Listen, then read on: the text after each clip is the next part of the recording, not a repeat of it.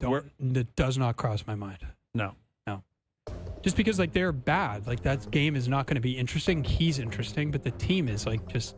No, I hear you. And honestly, like I haven't studied Chicago's offseason, but it does. Like I don't know what they're doing. Like it doesn't. I don't think anyone really knows. It's like what is this team? Yeah, they're going to be. I think they're going to be terrible again. I think.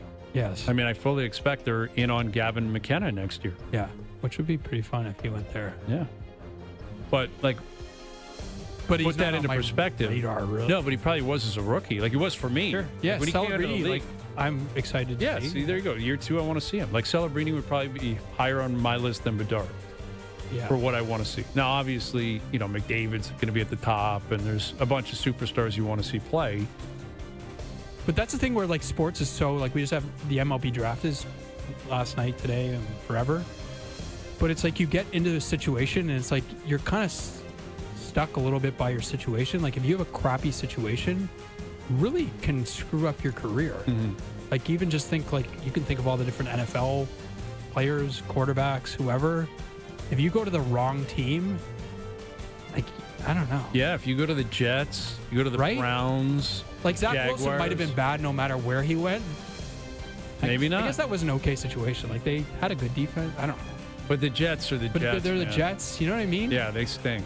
Like they will find a way to damage themselves. Like that's the way the New York Jets operate, and they haven't made the playoffs in what 14 years? Yeah, like Buffalo, like you. Yeah, the Sabres. Unfortunately, like, if you get drafted by them, you're like, oh, really? And then like look at what's happened to some of the guys who've left there, and they go on. It's like, oh, he is good. Yeah, but you got to get out. You got to get out, and you got to keep like your willpower alive, man. Yeah. It's tough. It must be hard. Yeah, losing all the time. Well, and that's what I worry about with Bedard. I worry like what if it's another horrendous season? Where's his head going to be at? And at what point does he have the right to start putting pressure on the team to start doing something? He can sign an extension, I think, right now. Yeah, I guess he could, yeah.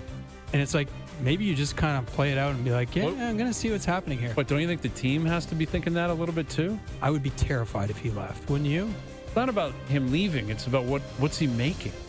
Like through 2 years, I don't know how he's been good. He's been very good at times. But I'm just thinking like we have Steve coming up. I'm thinking like watching Mike Trout now.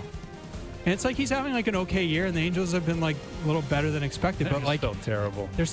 They're bad. His whole career is going to pass by, and but I think he's fine with it because he made all that money. He loves Southern California. Yeah, I don't.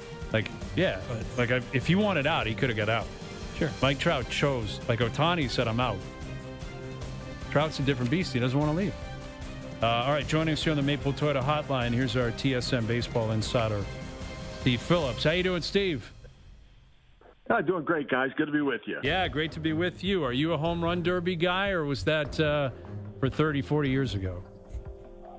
No, I like the home run derby, and I actually called it a few times with Chris Berman and Joe Morgan and back in the day, and so I actually enjoy it. I do. I like the show. I like seeing the players laugh and smile and celebrate each other's greatness, and I think the reaction of the players to the players is the part that I think is really so much fun to watch. Well, something I didn't foresee happening, and I don't think you did either when we were chatting during the winter months and even leading into the regular season here, was the Blue Jays would hit the break sitting atop the American League East, 55-41. If there's one particular reason for why they're in the position they're in, what would that reason be? Yeah, I think it's the depth of the lineup. They out of nowhere, you get Ernie Clement and Addison Barger and, Alejandro Kirk putting together an amazing offensive season. And, then Nathan Lucas comes up with hits and Springer in a major bounce back season. I mean, I don't think any of those could necessarily have been anticipated. I mean, you hoped that they would all be better, but I think they've gotten even more production than I think they even anticipated right now. And, it's made up for the fact that Vladdy's not quite been his best. Okay, we dropped them. We're having a tough time here with Steve. It was late getting them, and we'll see if we can get them back. But that's the point to pick up on with Vladdy. You're a glass half full guy. Yeah, I don't know what to expect from him in the second half. Like, to your point, like he's never, outside of the 1 year, he's never been like a huge power guy. Mm. But this is like, doesn't Barger have as many home runs as he does? Yeah, he's got 12. And Like, Cal there are Raleigh guys who has 39. Yeah. The amazing thing about Raleigh is, like, he's having such a remarkable year. Crazy. And Judge is breathing down his neck in every category. Did you see that stat with Judge with 350 homers? No. So he's the fastest player in MLB history to get to 350 homers. He's like 200 games ahead of Mark McGwire's pace. Isn't that insane? Yeah. And yet he's in his 30s. Like, he didn't get to the bigs until he was 25. All right, Steve, we got you. And you were talking about Vladdy there, and that's a big conversation up here. Even with, again, the team being in the position they're in, the pressure's got to be on this guy to perform a lot better in the second half. Yeah, it does, because at some point you have to expect regression toward the mean for some of the other guys. Right? They're going to fall back a little bit. The league's going to make an adjustment. And that's when Vladdy's going to have to put the team on his shoulders. You get $500 million. You got to carry the team from, you got to be the one leading the way. And then, other guys would piggyback on top of what you're doing. And Bichette, too, for that matter. He's the walkier of the deal. He needs to hit for more power and give them that. And if those two guys can become, their best, then I think it takes so much pressure off everybody else. And I think that it can sustain this winning streak they've been on. Yeah, they've been red hot. I mean, up until the last couple games, I guess, in Sacramento and the getaway game down in Chicago. They lost 3 or 4 coming home, but still they're sitting atop the American League East, and we're inching closer to the trade deadline, and that's the next conversation. Now that we're through, the draft last night, we expect Santander to return off the IL at some point, expect Varsho to return to the lineup at some point.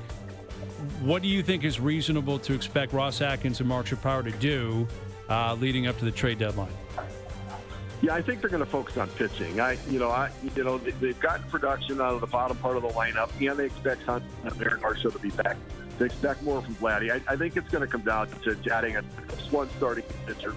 And I think ideally I'd like it to be a more front-end guy and then, a lesser reliever. But if you can't get a front-end guy, a Zach Gallen or somebody like that, then I could get, a depth piece just to protect with Scherzer and his health. And if Eric Lauer sort of falls off a little bit, and then I'd get a closer. I'd get Helsley from St. Louis. I'd get Emmanuel Clase from the Guardians. There's some talk that he could be available, and it's a couple years of control there.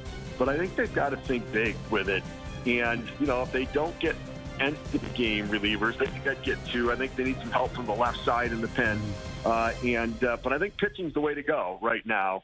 And they've got to hope and expect that Santander and Varsho give them something more. Yeah, and it's interesting you mentioned the closer, because we've been talking about the offseason moves that haven't done anything, Santander being one of them. Scherzer's been injured. Jimenez has done basically nothing at the plate.